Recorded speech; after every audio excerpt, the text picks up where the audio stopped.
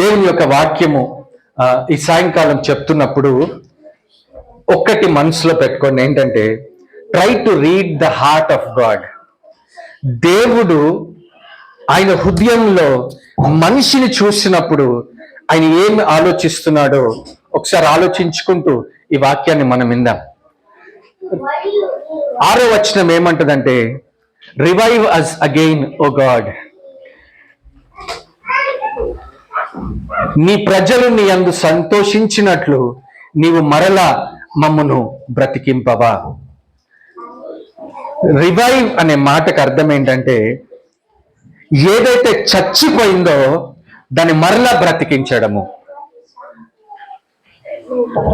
ఆత్మీయంగా మనం దీన్ని ఆలోచిస్తే, when we're dead in a spiritual way, ఆధ్యాత్మికంగా చచ్చిన స్థితిలో ఉన్నటువంటి మనిషిని దేవుడు మరలా బ్రతికించడమే ఉజ్జీవం అంటే. ఈ సందర్భం ఏంటో నేను చెప్పి ఐ జస్ట్ గో ఫార్వర్డ్. ఈ కీర్తన ఎప్పుడు రాశారంటే, దేవుడు బబులోను అనే దేశంలోనికి ఆయన ప్రజలను చెరలోకి తీసుకెళ్ళిపోయాడు. బానిసలుగా 70 సంవత్సరాలు బబులోన్లో వాళ్ళు బ్రతుకుతున్నారు. 70 years they are in captivity in Babylon as slaves. 70 years అంటే ఒక లైఫ్ ఎగిరిపోయినట్టే, అవునా కదా? 70 years one life is gone. ఆ 70 సంవత్సరాల తర్వాత వాళ్ళు మళ్ళా తిరిగి వాళ్ళ దేశంకి వచ్చారు. తిరిగి వచ్చినప్పుడు ఆ దేశం అంతా ఎట్లా ఉన్నదంటే ఎడారిగా అయిపోయింది. బలు రక్కసి చెట్లు, ముండ్ల తుప్పలు, గచ్చ పొదలు, నివాసాలు లేకుండా అదొక భయంకరమైనటువంటి శిథిలావస్థలో ఉన్నది.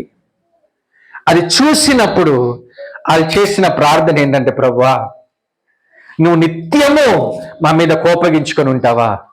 తరతరములు నీ కోపము మానకుండా ఇట్లాగే ఉంటుందా అని చెప్పి వాళ్ళు అడుగుతున్నారు. ఏమడుగుతున్నారంటే, నీ జనులు మరలా నీ యందు సంతోషించినట్లు నువ్వు మమ్మల్ని బ్రతికింపవా. That was their prayer. ఇప్పుడు ప్రశ్న ఏంటంటే, అసలు వాళ్ళు చెరకు ఎందుకు వెళ్ళారు? వాళ్ళు ఆ చచ్చే స్థితిలోకి వాళ్ళు ఎందుకు వెళ్ళారు? Why do they need revival? వాళ్ళు ఎందుకు బ్రతికించమని దేవుని అడుగుతున్నారు? Do we need revival today? మన జీవితాల్లో మనకి ఈరోజు ఉజ్జీవం అవసరమా? ఒకవేళ అవసరమైతే ఎందుకు అవసరము? ఇశ్రాయేల్ ప్రజలకి అప్పుడు ఎందుకు ఉజ్జీవం అవసరం పడింది? ఈరోజు ఉన్న సంఘానికి ఉజ్జీవం ఎందుకు అవసరము అనేది మనం బహు స్పష్టంగా గ్రహించడానికి ప్రయత్నం చేద్దాం. So I just brush up the history of the Israelites. Israel యొక్క చరిత్రను I try to explain very briefly. మనకు తెలిసిన విషయాలే, కొత్త విషయాలు, మర్మాలు ఏమి చెప్పట్లేదు. But let us understand the context.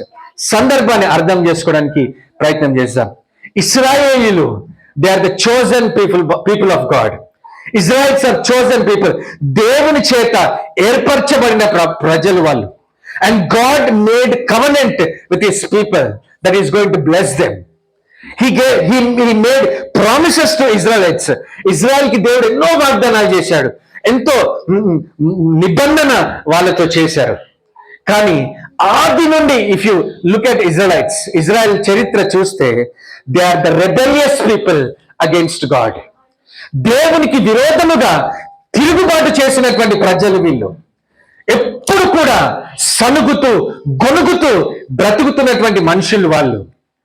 And వాళ్ళ చరిత్ర చూస్తే దేవుణ్ణి విడిచిపెట్టి విగ్రహాల వైపు తిరిగినటువంటి ప్రజలు, వ్యభిచారంలో బ్రతుకుతున్నటువంటి ప్రజలు, దేవునికి మాటి మాటికి కోపం రేపినటువంటి ప్రజలు వాళ్ళు.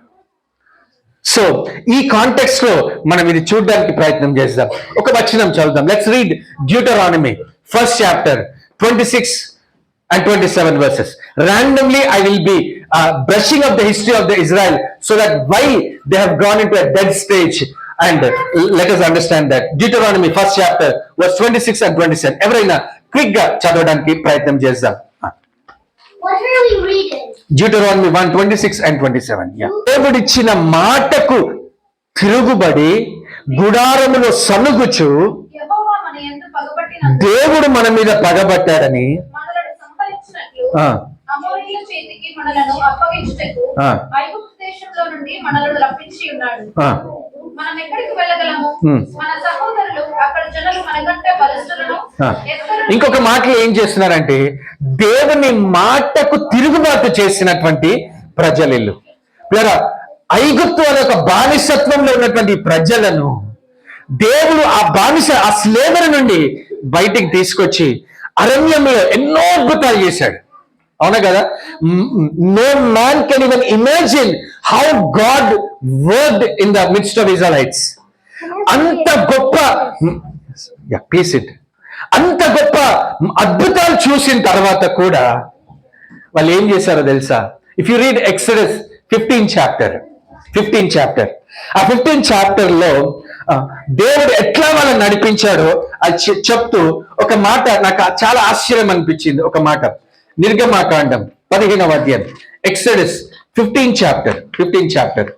దేవుడు ఆ ఎర్ర సముద్రం అంటే సముద్రము 2 పాయలుగా చీల్చడం అంటే it's the greatest miracle ever had in the human history. అవునా కదా? సముద్రం 2 పాయలుగా చీల్చబడ్డం అంటే మామూలు విషయం కాదు. కానీ బైబిల్ ఏమంటుంది ఒకసారి చూడండి. 22nd verse, Exodus 15:22. మోషే ఆ. ఎర్ర సముద్రం నుండి ఆ. జనులను సాగు చేయగా వారు షూరు అరణ్యంలోనికి వెళ్ళి దానిలో 3 దినములు నడిచిరి. అచ్చట వారికి నీళ్లు దొరకలేదు. ఆ. అందులో వారు మారాకు చేరి మారా నీళ్లు చేదైనది కనుక వారు ఆ నీళ్లు త్రాగలేకపోయింది. 3 days లో వాళ్ళు ఆ ప్రయాణం అవతలికి వెళ్ళి ఇంకొక సమస్య వచ్చినప్పుడు ఏం చేస్తున్నారు? వీళ్ళు నీళ్లు లేవని ఏం చేస్తున్నారు చెప్పాలి? ఏం చేస్తున్నారు? సన్నగడం మొదలు పెట్టిండ్రు. Can you imagine? ఇంత అద్భుతం చేసిన దేవుడు ఫరో రథాలు వెనకాల పడుతూ ముందు సముద్రం వచ్చి చచ్చిపోయే పరిస్థితిలో ఉన్నప్పుడు దేవుడు అద్భుతం చేసి వాళ్ళని దాటించినప్పుడు ఇంకొక చిన్న సమస్య వచ్చినప్పుడు కాంట్ దే ట్రస్ట్ గాడ్? దేవుని నమ్మలేరా? బట్ బైబిల్ ఏమంటదంటే వాళ్ళు సనగడం మొదలు పెట్టారు. నంబర్ సేస్ ఆల్మోస్ట్ 10 times దేవుణ్ణి టెస్ట్ చేసి సనగడం మొదలు పెట్టారు. We don't have time to see all that. ఒక సమయం వచ్చింది, మోషే సీనాయి పర్వతం మీదకి వెళ్ళినప్పుడు కింద ఏం చేశారు వీళ్ళంతా? They made an idol. ఒక గోల్డెన్ కాఫ్ చేసుకొని దాని ఎదురులో సాగిలపడి ఐగుప్తులని మమ్మల్ని బయటికి తీసుకొచ్చిన దేవుడు అని చెప్పి దానికి మొక్కటం మొదలు పెట్టారు. You know what God says? Look at Numbers 14 and 11. Please try to read the mind of God. దేవుని యొక్క హృదయము ఆయన ప్రజల వైపు ఎట్లా ఉన్నదో గమనించడానికి ప్రయత్నం చేశాం. Numbers 14 and 11. యెహోవా ఎన్నాళ్ళ వరకు ఈ ప్రజలు నన్ను అలక్ష్యము చేస్తారు? ఎన్నాళ్ళ వరకు నేను వారి మధ్యలో చేసిన సూచక క్రియలన్నిటిని చూచి నన్ను నమ్మకయుందురు. ఎంత కాలము వీళ్ళు నన్ను అలక్ష్యం చేస్తారు? They are neglecting me. ఇన్ని అద్భుతాలు చేసినా కూడా they are not trusting me. ఎంత కాలము నన్ను అలక్ష్యం చేసి, ఎంత కాలము నన్ను నమ్మకుండా ఈ ప్రజలు ఇట్లా బ్రతుకుతారు? దేవుడు చెప్తున్నాడు. మోషేకి ఆ టైంలో దేవుడు ఏమన్నాడంటే, Moshe, I'm going to raise up a new nation. ఒక కొత్త జనమును నేనుండి లేపుతానని చెప్పినప్పుడు Bible says Moses started praying, Lord you brought them out of Egypt. మనుషులు అందరినీ చూసినప్పుడు ఏమంటారు? బయటకైతే తెచ్చారు కానీ కానానుకు తీసుకెళ్ళలేకపోయాడని నీ గురించి మాట్లాడతారు. Lord, if you want to destroy them, start with me. నాతో మొదలు పెట్టు. బైబిల్ ఏమంటదంటే దేవుడు మోషే దేవుని ప్రజలకు అడ్డముగా అడ్డుపడ్డాడంట. And Bible says, Moses, because of your prayer, నీ ప్రార్థనను బట్టి నేను వాళ్ళ నాశనం చేయకుండా నేను ఆపుతాను. ప్లీజ్ అండర్స్టాండ్, దేవుణ్ణి వాళ్ళు ఎంత విసిగించారో దేవుని యొక్క వాక్యంలో మనం చూస్తాం. We read that in the Numbers. దాని తర్వాత దేవుడు కొన్ని యుద్ధాల్లో వాళ్ళని వదిలేశారు. అందుకే కొన్ని యుద్ధాలు ఓడిపోయారు. ద రీజన్ ఏంటంటే దేవుడు వాళ్ళని వదిలేశాడు. అండ్ ఆ ప్రయాణంలో వాళ్ళు వెళ్తున్నప్పుడు the so many scriptures which says they are rebellious generation. Psalm 78:8 verse or 56 to 59 verses లాగా రాసిన మాట. Psalm 78:8 verse, 56 to 59 verse చదవకండి. అక్కడ ఏమన్నాడంటే స్టబర్న్ అండ్ రెబెలియస్ జనరేషన్. మొండిగా తిరుగుబాటు చేసినటువంటి ప్రజలు వీళ్ళు. అండ్ Psalms 106:43 verse లో ఏమంటాడంటే they don't understand his miracles. They don't remember his kindness, they rebel against God. దేవుడు ఎన్ని చేసినా అట్ని మర్చిపోతా ఉన్నారు. దేవుని యొక్క కృపను గాని ఆయన చేసిన అద్భుతాలు గాని వాళ్ళకి ఎప్పటి గుర్తులేదు. They continuously they forget, they rebel against God. తర్వాత మోషే అయిపోయినాక యెహోషువ వచ్చాడు. యెహోషువ అయిపోయినాక న్యాయాధిపతులు జడ్జెస్ లోకి వస్తారు. జడ్జెస్ 2nd చాప్టర్కి వచ్చినప్పుడు బైబిల్ ఏమంటుందో తెలుసా? ఇశ్రాయేలీలందరూ, దేవుని ఎరిగిన ఇశ్రాయేల్ అందరూ, ఆ పితరులందరూ చచ్చిపోయిన తర్వాత దేర్ రోజ్ ఎ జనరేషన్. ఏం తరమో తెలుసా? దేవుణ్ణి గాని దేవుని క్రియలు గాని ఎరగని తరం ఒకటి పుట్టుకొచ్చింది. Can you imagine? దేవుడు అంత భయంకరమైన స్థితిలో నుండి వాళ్ళని బయటికి తీసుకొచ్చి ఇన్ని అద్భుతాలు చేస్తా ఉంటే ఆ తర్వాత తరానికి దేవుని సంగతులు నేర్పించలేదు. You read that in Judges 2nd chapter 10th verse. ఇప్పుడు చదవకండి, కానీ అక్కడ ఏమన్నట్టే, there rose a generation which knew, దేవుని ఎరగని తరము. They did not know who God is. దేవుని గాని ఆయన కార్యాలు గాని ఎరగని తరము. And last chapter last verse Judges ఎట్లా క్లోజ్ అవుతుందో తెలుసా? They don't have king. ప్రతి వాడు తన ఇష్టానుసారముగా ప్రవర్తిస్తున్నాడు. Can you read that verse? Judges last chapter 21 and 25. ఎట్లా ఉన్నారు వాళ్ళు? ప్రతి వాడు తన ఇష్టానుసారముగా ప్రవర్తిస్తున్నారు. దేవుడు వాళ్ళని ఎంత ప్రేమించాడో, వాళ్ళ స్థితి ఏంటంటే తిరుగుబాటు, అసహ్యంగా, దేవునికి విరోధంగా పాపం చేసుకుంటూ వాళ్ళు బ్రతుకుతున్నారు. జడ్జెస్ తర్వాత గాడ్ రేజ్డ్ ప్రాఫెట్స్. సమయల్ ప్రవక్తని దేవుడు లేపాడు. ఆ టైంలో యాజకుడు ఏలి ఉన్నాడు. ఏలి సంగతి తెలిస్తే ఏలి 2 కొడుకులు దేవునికి విరోధముగా పాపం చేస్తా ఉన్నాడు. అవును, గుర్తుందండి? గుర్తుందా? ఆయన భార్య ఏలి మందసము, ఫిలిస్తీన్లతో యుద్ధం జరుగుతుంది. అక్కడ మందసం కొనిపోబడినప్పుడు ఏలి మెడవిడికి చచ్చిపోతాడు. ఏలి కొడుకు, 2 కొడుకులు యుద్ధంలో చచ్చిపోతారు. ఫినెహాస్ భార్య ఏమంటుందో తెలుసా? ఒక కొడుకుని కనేటప్పుడు ఒక మాట ఉంటుంది. ఏమంటుందో తెలుసా ఎవరికైనా? ఏమంటుందో తెలుసా? కొడుకు పుట్టినప్పుడు ఈకాబోద్ అని పేరు పెట్టింది. You know what is the meaning of Ichabod? God's glory has departed. దేవుని యొక్క మహిమ వదిలేసి వెళ్ళిపోయింది. That is the stage of Israelites. అంత భయంకరమైనటువంటి స్థితిలో వాళ్ళు బ్రతికారు. దాని తర్వాత they asked for a king. మాకు ఒక రాజు కావాలి. అందరి దేశాలకి రాజులు ఉన్నారు, వాళ్ళ దేశాలను భద్రపరచడానికి రాజులు, మాకు కూడా రాజులు కావాలా?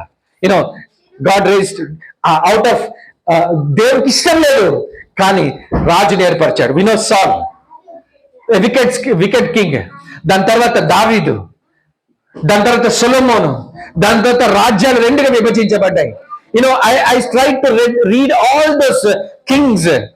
ఆ రాజులందరినీ చదువుతున్నాను. ఆ 2 డివైడెడ్ కింగ్డమ్స్ లా బహు కొద్ది మంది రాజులు మాత్రమే దేవుని ఎడల యథార్థంగా నడిచారు. And most of the kings are wicked kings. ఏం చేశారో తెలుసా? అన్య జనుల విగ్రహాలను తీసుకొచ్చారు, ఉన్నతమైన స్థలములు కట్టించారు, బళ్ళు, నైవేద్యములు, ధూపములు వేయడం మొదలు పెట్టారు. ప్రతి పచ్చని చెట్టు కింద జారత్వము చేసుకుంటూ వ్యభిచారంలో బ్రతకడం మొదలు పెట్టారు. That was the state of Israelites.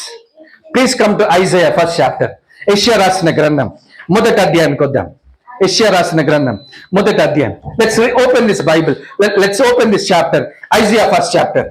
బహుశా మనందరికి తెలిసి నా అధ్యాయము, ఎన్నోసార్లు చదివి ఉంటాం, ఎన్నోసార్లు ప్రసంగాలు విని ఉంటాం. But let us understand in this context. Isaiah 1st chapter, యెషయా 1వ అధ్యాయం. Can you read 3rd verse? 3వ వచనం చదువుదాం. ఎద్దు తన కామాందును ఎరుగును,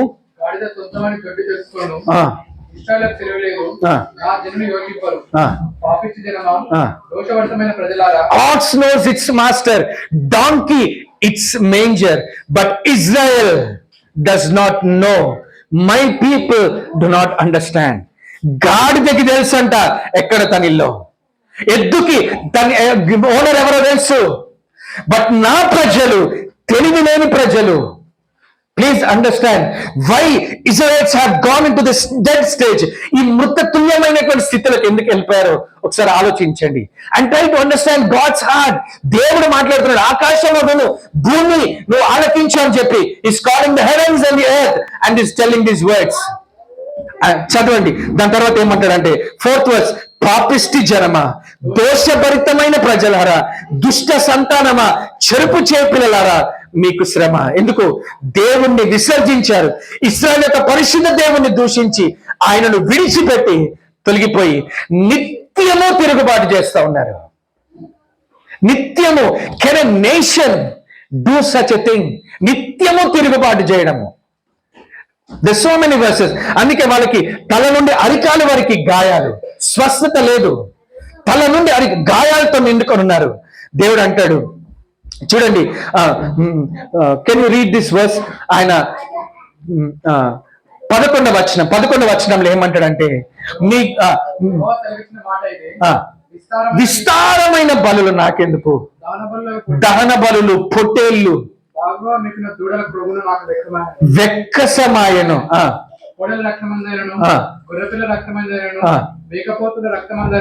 నాకు ఇష్టం లేదు. నా సన్నిధి అసలు రావడానికి ఎవరు, నా మందిరం తొక్కడానికి మిమ్మల్ని ఎవరు అనుమతించారు?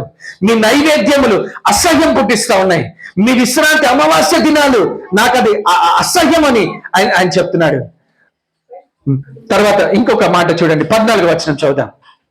ఈ అమావాస్య ఉత్సవములు నియామక కాలములలో నాకు హేయములు, బాధకరములు, వాటిని సహించలేక విసికి ఉన్నాను. Look at the heart of God. దేవుడు అంటున్నాడు, I'm vexed with you, I'm vexed with you. Brother, sister, when God looks at the church, if he says this words, I'm vexed with you. If God tells to each individual, I am vexed with you. ఒకసారి ఆలోచించండి, మనం ఏ స్థితి. ఎందుకని ఉంటాడు దేవుడు? ఎందుకన్నాడు తెలుసా? I show some more versus. తర్వాత అంటాడు, I will not here your ప్రార్థన, మీ ప్రార్థనలు వినని చెప్పాడు. అని చెప్పాడు, మీరు కడుక్కొని శుద్ధి చేసుకోండి, రండి. 18th verse, మనం వివాదము తీర్చుకుందాం. Let us reason together. అసలు ఎందుకు మీరు ఈ స్థితిలో ఉన్నారు? మనం let us reason, let us talk together అని దేవుడు చెప్తున్నాడు. ప్లరా, God is vexed. Look at Jeremiah. జెరమయాలోకి వద్దాం. Look at Jeremiah. జెరమయాలో దేవుడు ఏమంటాడు? 2nd chapter 11th verse చూద్దాం. 2nd chapter 11th verse.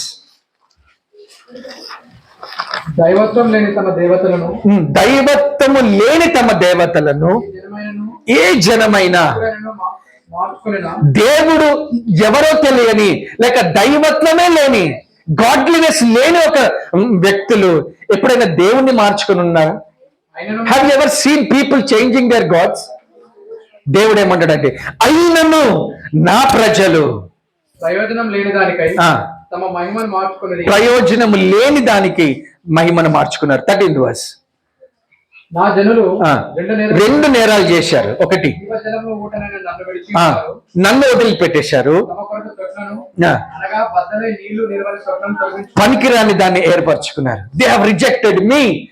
నన్ను రిజెక్ట్ చేసి వాళ్ళకి ఏ సహాయం చేయలేని తొట్లను, నీళ్లు నిలవని తొట్లను, ఒక పనికిరాని వాటి వైపు వాళ్ళు తిరిగారు. God says I'm vexed with this people, I'm vexed with this people.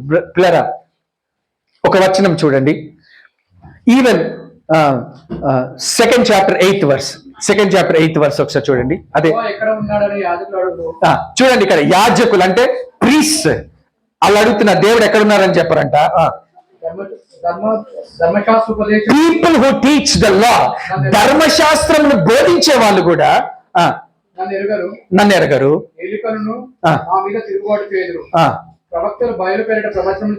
Circle these words. ప్రీస్ట్లు, ధర్మశాస్త్ర బోధకులు, ఏలికలు, ప్రవక్తలు అందరూ వ్యర్థమైన ప్రవచనాలు చెప్తే నిష్ప్రయోజనమైన వాటిని అనుసరిస్తా ఉన్నారు. Can you imagine? ఒక సేవకుడే అట్లాంటి స్థితిలో ఉంటే ఇంకా సంఘం ఎట్లా ఉంటుంది? Look at this rights. ఆ స్థితికి వాళ్ళు ఎందుకు దిగజారిపోయారంటే, యాజకులు, ప్రవక్తలు, ఇట్లాంటి వాళ్ళు ఉన్నారు. ఇంకొక వచనం చూడండి, 6th chapter 13th verse. 6వ అధ్యాయం 13వ వచనం. Jeremiah 6 and 13. అల్పులేమి గనులేమి ఆ, వారందరూ మోసం అందరూ మోసం చేసి దోచుకునేవారు, ప్రవక్తలు, యాజకులు అందరూ వంచకులు. సమాధానం లేని సమాధానం లేని దగ్గర సమాధానము సమాధానం అని చెప్పుచు నా ప్రజలకున్న గాయం పైపైన పై పైన మాత్రమే బాగు చేయుదురు. వారు తమ హేయక్రియలు చేయుచున్నారు. చాలండి. ఏం చేస్తున్నారు? ఒకవైపు దేవుడు కోపగించుకొని అసహ్యపడుతుంటే ప్రవక్తలు ఏం చేయాలా? God is angry. దేవుడు కోపగిస్తున్నాడు అని చెప్పాల్సింది. సమాధానం లేని చోట సమాధానం గాయాలు పై పైన పూస్తా ఉన్నారు. That is what happening in the church today. But actually దేవుడు ఏం కోరుతున్నారు అది చెప్పాల్సింది పోయి అది చెప్పకుండా పై పైన గాయాలు పూస్తా ఉన్నారు. I show some more scriptures but understand. దేవుని ప్రజలు తిరుగుబాటు చేసినారు. ప్రవక్తలు, యాజకులు, టీచర్స్ ఆఫ్ ద లా, ఏలికలు, అందరు రాజులు అందరూ దేవునికి వ్యతిరేకంగా తిరుగుబాటు చేస్తుంటే వాట్ షుడ్ గాడ్ డూ? ఒక్క వచనం చూడండి. ఇర్మియా 6వ అధ్యాయం 11వ వచనం. కావున నేను ఆ. యెహోవా క్రోధంతో నిండి ఉన్నాను. ఆ. దానిని అణచుకుని ఆ. నేను విసిగి ఉన్నాను. Can you imagine what God is saying? ఏమంటున్నాడు తెలుసా? క్రోధముతో నిండి ఉన్నాను, దానిని అణుచుకొని నేను విసిగిపోయి ఉన్నాను. దేవుడు కోపాన్ని అణుచుకుంటున్నాడంట. నిజంగా if you can understand the long suffering of God, if you can understand the patience of God, దేవుడు ఎంత ఓపిక పడుతున్నాడు అంటే యూ కాంట్ ఈవెన్ అండర్స్టాండ్. దేవుడు అంటున్నాడు అణుచుకొని విసిగిపోయి ఉన్నాను. యెషయాలో చెప్తున్నాడు నేను విసిగి ఉన్నాను. ఇర్మియాలో చెప్తున్నాడు అణుచుకొని విసిగిపోయి ఉన్నాను. Come to Ezekiel 16th chapter. Ezekiel గ్రంథం 16వ అధ్యాయం అయిపోద్దాం. ఎహెజ్కేలు 16వ అధ్యాయం. ఎహెజ్కేలు 16వ అధ్యాయాన్ని ఒకసారి చూద్దాం. 16వ అధ్యాయంలో I try to go very quickly but please follow. Open your Bibles to Ezekiel 16th chapter. 16th chapter లో 4th verse లో దేవుడు ఏమంటాడంటే, నువ్వు పుట్టడం నేను చూసినప్పుడు, the way you are born, నువ్వు పుట్టినప్పుడు నీ నాభి సూత్రమును కోయబడలేదు, నువ్వు శుభ్రపరచబడలేదు, నీళ్లతో కడగబడలేదు. You are rolling in the blood. Israel తో దేవుడు చెప్తా ఉన్నాడు. 5th verse లో అంటాడు, no one looked on you with pity or had compassion. నీ మీద దయదల్చేటోళ్ళు కూడా ఎవరు లేరు. You are thrown out in the open field, you are despised. మనుషులు నిన్ను తునీకరించారు. That is your condition. Israel తో దేవుడు చెప్తున్నాడు. అండ్ 6th verse దేవుడు అంటాడు, but I came to you, నేను మీ దగ్గరకు వచ్చిన. And then he says I made you to live, బ్రతకమని నేను నీకు చెప్పాను. And then in 7th verse he says I made you grow, నువ్వు ఎదిగేటట్టు నేను చేసిన. And 8th verse he says I covered your nakedness, నీ నేకెడ్నెస్ ని కవర్ చేసిన. I gave you solemn oath and I made a covenant with you and you became mine. నీతో ఒక నిబంధన చేసుకుని నువ్వు నా వ్యక్తిగా చేసుకున్నా. And 9th verse he says I bathe you, I wash you with blood and I put ointment, నీ గాయాలు నేను మాన్పిన, నేను నిన్ను పవిత్రపరిచిన. And 10th verse he says I clothe you, I gave you dress, I gave you sandals, I gave you fine linen, I gave you costly garments. And 11th verse he says I adorn you with jewellery, bracelet, necklace. 12th verse he says ring, earrings on your ears, crown on your head. And 13th verse he says I adorned with you silver, gold, costly fabric, embroidered clothes. And then I gave you food, honey, olive oil, finest flour. You became very beautiful and rose to be a queen. Can you understand what God is saying to Israel? నువ్వు ఏ స్థితిలో ఉన్నావు? నువ్వు పొరలాడుతున్నావు, ఎవరు కడగలే, తృణీకరించారు, రక్తంలో పొరలాడుతుంటే నిన్ను కడిగి నిన్ను శుభ్రపరిచి ఎదిగింప చేసిన, నిన్ను అలంకరించాను, ప్రతిదీ నీకు కావాల్సిన అన్ని నేను ఇచ్చాను. అన్ని ఇచ్చినప్పుడు you became a queen. And in 14th verse he says your fame spread among the nations on account of your beauty, because the splendor I had given you made your beauty perfect. నువ్వు ఇంత అందముగా ఒక రాణిలాగా అన్ని దేశాలు నిన్ను చూసి గణపరచడానికి I made you like that. నేను అట్లా చేశాను. Now come to 15th verse. What does God say? 15వ వచనం దేవుడు ఏమంటాడు చూడండి. బట్ అయితే నీ సౌందర్యమును ఆధారము చేసుకొని నీకు కీర్తి వచ్చినందున నువ్వు వేశ్యవై ప్రతి వానితో బహుగా వ్యభిచరించుచు వచ్చితివి. Can you imagine? God says, నేను ఇంత మంచి స్థితిలోకి తీసుకొస్తే నువ్వేం చేసినావంటే ఆ సౌందర్యాన్ని చూసుకున్నావు. దేవుడిచ్చిన సౌందర్యం అది, దేవుడు నీకు ఇచ్చినటువంటి ఘనత అది. దాన్ని పక్కన పెట్టి వ్యభిచారం చేయడం మొదలు పెట్టావు. You went after idols. And తర్వాత 70 verse అంటాడు, నేను ఇచ్చినటువంటి జ్యువెలరీతో యు మేడ్ ఐడల్స్. నేను ఇచ్చినటువంటి ఆహారముతో 18th verse అంటాడు, నువ్వు విగ్రహాలకి ఇన్సెన్స్ ఇవ్వడం మొదలు పెట్టినావు. 19th verse చెప్తాడు, you are the food I provided, you offer to the idols. And 22nd verse లో దేవుడు ఏమంటున్నాడో తెలుసా? Can you read this word? 22nd verse. నీ బాల్యకాలము యందు నువ్వు దిగంబరివై ఒకవేళ నువ్వు గుర్తు తెచ్చుకొని ఉంటే ఎంత బాగుండు. You have forgotten. నువ్వు మర్చిపోయావు ఏ స్థితిలో నుండి దేవుడిని బయటికి తీసుకొచ్చాడు. ఆ స్థితిని మర్చిపోయావు. యు హావ్ ఫర్గాటన్ యువర్ నీ బాల్య దినములను నువ్వు మర్చిపోయావు. మర్చిపోయినంత దేవుడు ఏమంటున్నాడు? చదవండి, కంటిన్యూ దట్ వర్స్. వచ్చితివి ఇంతగా చెడుతనము జరిగించినందున ఇంతగా చెడుతనము అనుసరించి నడుచుకుంటూ వస్తా ఉంటే నీకు శ్రమ అని చెప్పి. నా కమ్ టు 43rd verse. దేవుడు ఏమంటున్నాడు?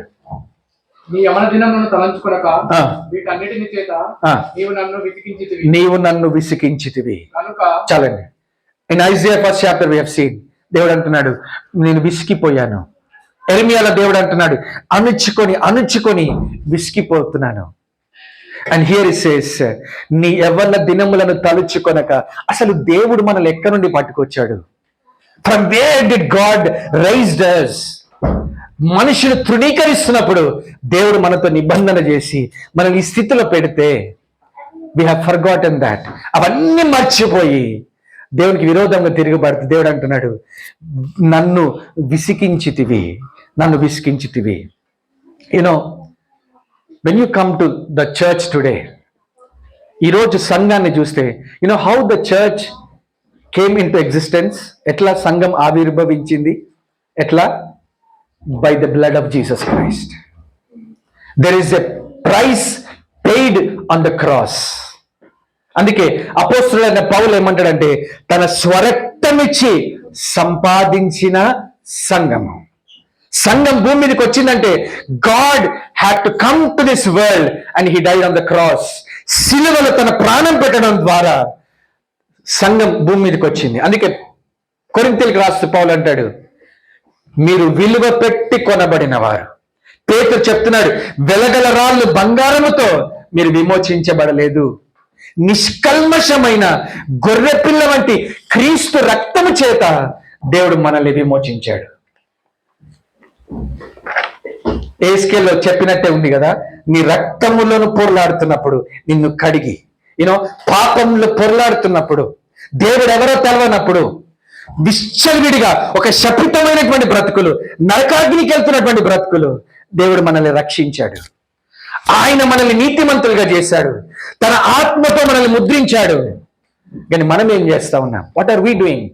ఇజ్రాయెల్ ప్రజల్లాగానే, even today the church is in the same stage.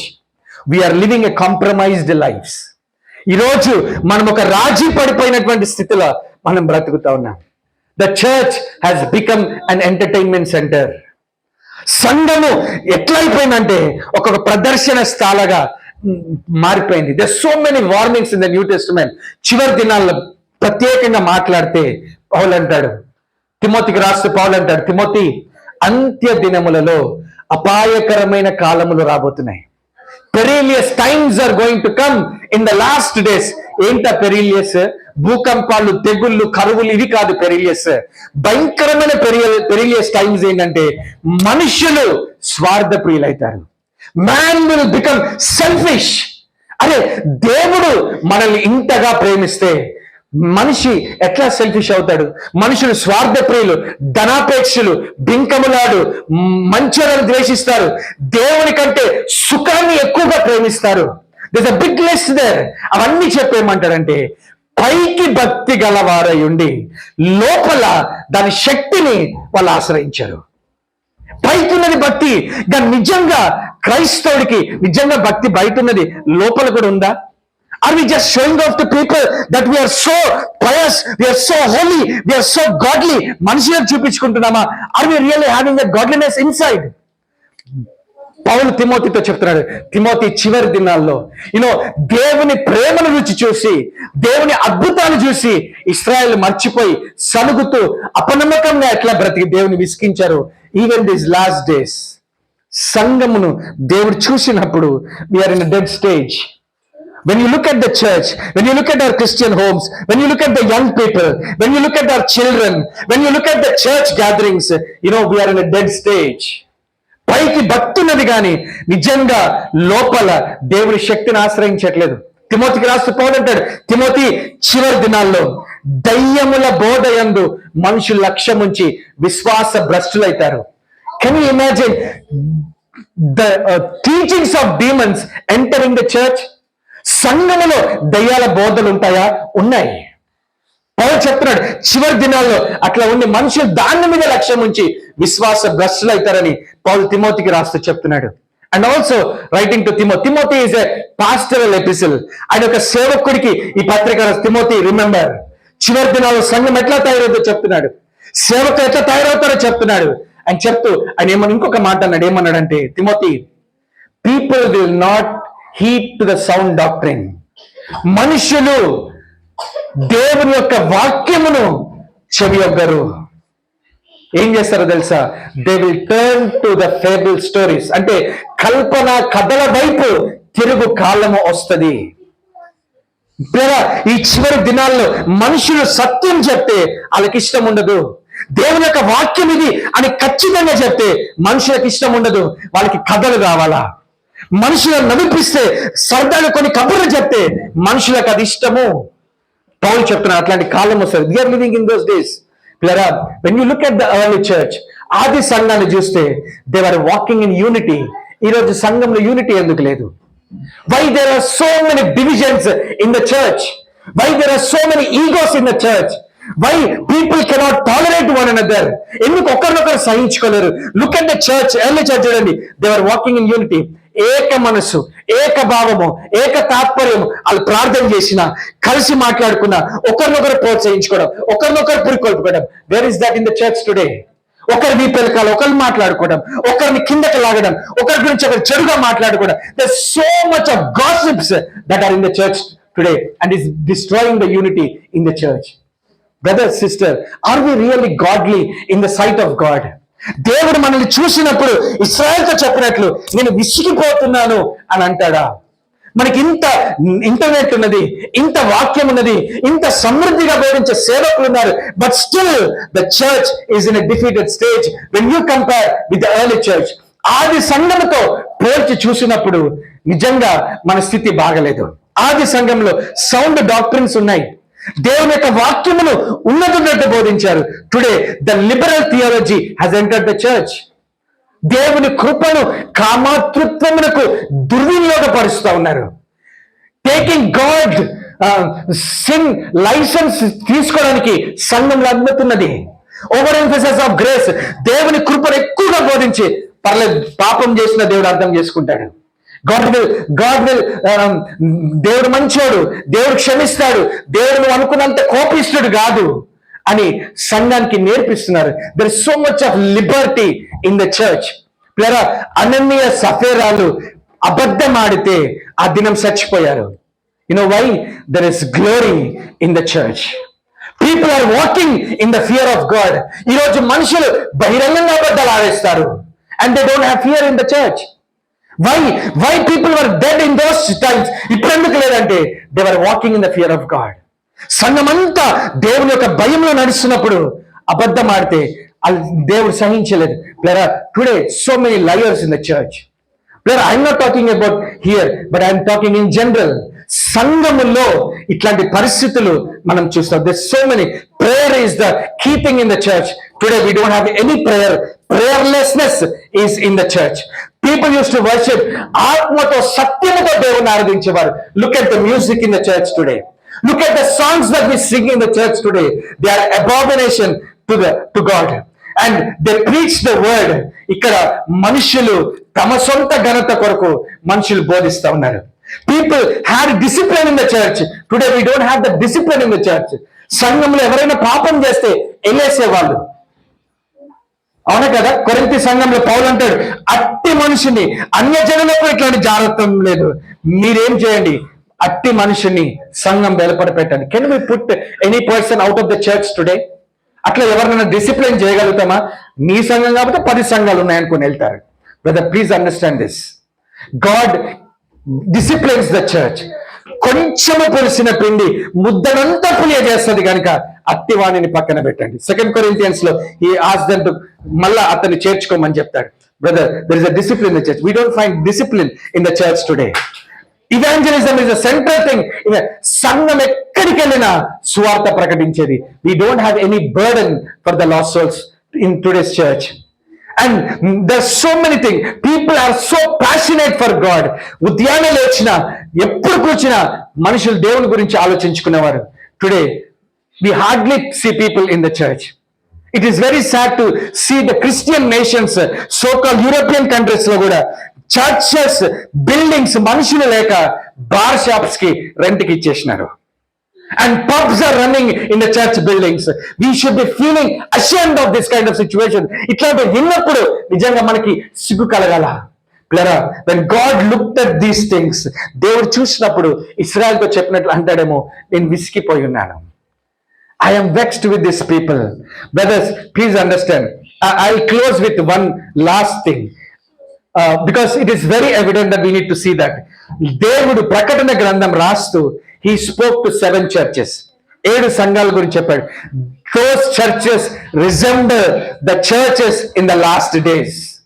చివరి దినాల్లో ఉన్న సంఘానికి అవి బహు దగ్గరగా అవి కనబడతాయి. They are the model how the church becomes in the last days. I just quickly, నేను అవన్నీ ఎక్స్ప్లెయిన్ చేయను కానీ, but I quickly try to explain and I'll close. Please understand this. I know time is very limited, but I'll try to be very quick. మొట్టమొదటిగా he wrote to Ephesus సంఘం. ప్రకటన గ్రంథం Revelation 2nd chapter verse 1 to 7 చదవద్దు. If you open those Bibles, there we see church at Ephesus. Ephesus సంఘానికి రాస్తూ దేవుడు చెప్పాడు, ఏమన్నాడు తెలుసా? See, God looks at the church. మంచి విషయాలు ఏంటో మెచ్చుకున్నాడు. నీ క్రియలు ఎరుగుదును. You did not tolerate wicked people. You tested the apostles. You endured hardship. You hated Nicolaitans teachings. అని చెప్పి ఒక మాట అన్నాడు. ఏమన్నాడు తెలుసా? You have lost your first love. You have lost your first love. Brothers, sisters, let us examine our hearts. దేవుడు ఆ సంఘాన్ని చూసి మన వైపు చూసి చెప్పాడు అనుకోండి. ఒకప్పుడు నువ్వు ఉదయం లేచి 4 గంటలకు ప్రార్థన చేసేవాడి. ఒకప్పుడు బైబిల్ మాటికి సమయం దొరికినప్పుడల్లా బైబిల్తో కూర్చొని చదువుకునేవాడివి. ప్రేయర్ మీటింగ్ అంటే ఫస్ట్ ఉండేవాడివి. చర్చ్ పనులు అంటే బహుశా ఫస్ట్ ఉండేదానివి. సంఘం అంటేనే మొదటి ప్రాధాన్యత ఇచ్చేవేమో. You had the great zeal, you had a great appetite for God's work and your burden. ఆత్మను చూసినప్పుడు భారం వేసేదేమో. You had the great love towards God and his church. ఇక్కడ ఏమైంది?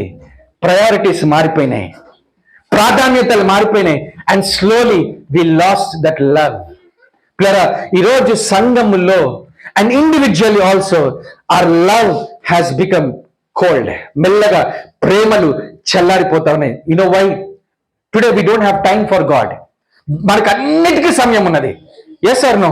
We have time for everything. ప్రతి దానికి, ఉద్యోగాలకి, పిల్లలకి, చదువులకి, పిక్నిక్లకి, విహారయాత్రలకి, you name it, anything. అన్నిటికీ టైం ఉన్నది. ఈవెన్ ఇంటర్నెట్ లో కూర్చొని ఒక ఫోన్ పెట్టుకొని పనికిరాని ఆ షార్ట్స్ చూసుకుంటూ సమయాలు గంటలు గడపడానికి టైం ఉంది. When it comes to prayer, we are too tired. We don't have time. We want only short prayers. You know, the world has become SMS world. The world has become fast food world. అన్ని fast గా అయిపోవాలా, అద్భుతాలు fast గా అయిపోవాలా, దేవుడు fast గా జవాబు ఇచ్చేయాలా, మనిషికి ఓపిక లేదు, ప్రార్థన చేసి వెంటనే జవాబు వచ్చేయాలా.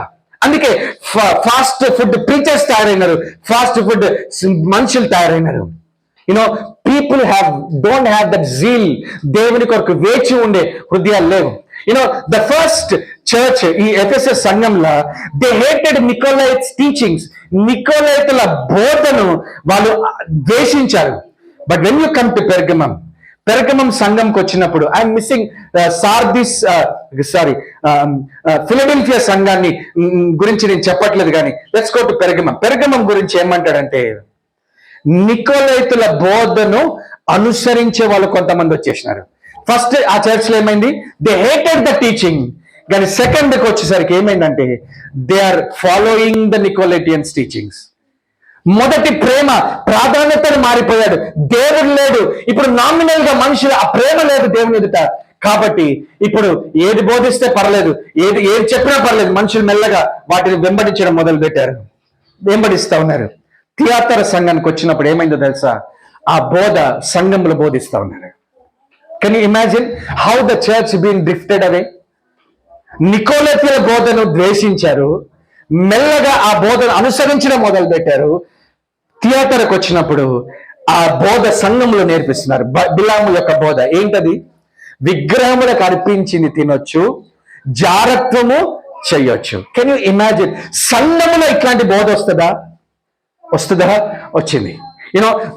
చరిత్రలో ఏం చెప్తారంటే, అప్పట్లో ఇది వ్యాపార స్థలం కనుక, theatre is a dying industry.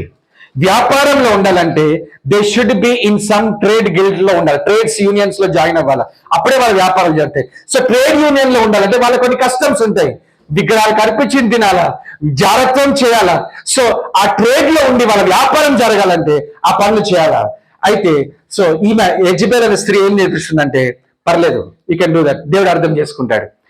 The teaching has become prominent in the church today. దయచేసి వినండి, దేవుడు మెల్లమెల్లగా వాళ్ళ స్థితి ఏమైపోయిందంటే, first they have lost the love, second they started compromising, third they become worldly, లోకానుసారంగా. అన్యులకి క్రైస్తవులకి ఏం తేడా లేదు. వాళ్ళు వ్యభిచారం చేస్తున్నారు, వీళ్ళు వ్యభిచారం చేస్తున్నారు, వాళ్ళు తాగుతున్నారు, వీళ్ళు తాగుతున్నారు, వాళ్ళు విగ్రహారాధన చేస్తున్నారు, వీళ్ళు it become a worldly church. Theatre ఏమైందంటే మెల్లగా it became a worldly church. Then Bible talks about Sardis గురించి బైబిల్ ఏమంటదంటే, నీకు పేరున్నది కానీ నువ్వు చచ్చిన స్థితివి, you are dead. See how the church became dead. ఒకప్పుడు ఎట్లా ఉండింది, how glorious the church. Bible చెప్తుంది, భూమిని తల్లకిందు చేసిన వాళ్ళు మా మధ్యలోకి వచ్చారు.